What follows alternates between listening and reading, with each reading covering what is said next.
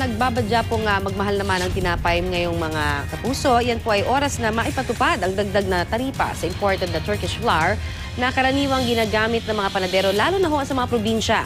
Narito ang report ni Mav Gonzalez. Ang dating 2 piso kada pirasong pandesal, maaaring maging 2 piso at 50 sentimo na. Ito ang posibleng mangyari kapag itinuloy na ng Department of Agriculture ang desisyon nitong patawan ng karagdagang 8 hanggang 15% taripa ang Turkish flour. Paliwanag ng DA, pinapatay raw kasi ng imported na harina ang local na industriya dahil mas mura ito.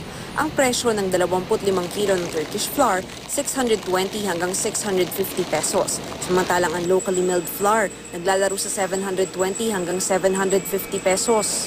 Sa ngayon, ang binebenta ho namin ng harina namin ay mababa pa, ngunit sa susunod na pagdating ho ng harina namin ay mas mataas na dahil sa karagdagang dumping duty na inipos sa amin.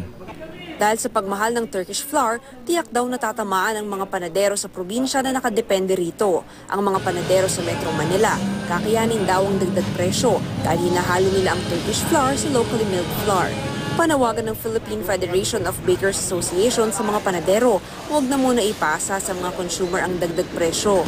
Pagbigay ako ng apila na kung magkaroon man ng kaunting paggalaw sa mga presyo ng ating raw materials at pwede po nating iwasan ang pagtaas sa presyo ng ating tinapay, baka po naman natin pwedeng gawan ito ng paraan na huwag po nating galawin ang presyo ng ating produktong tinapay sa kadahilan na napakaraming gastos sa panahong ito ng ating mamamayang Pilipino, buwan ng pasukan. Hindi lang tinapay ang maapektuhan ng pagmahal ng Turkish flour, kundi maging ang iba pang produktong ginagamit nito tulad ng biskwit, noodles at lumpia wrapper.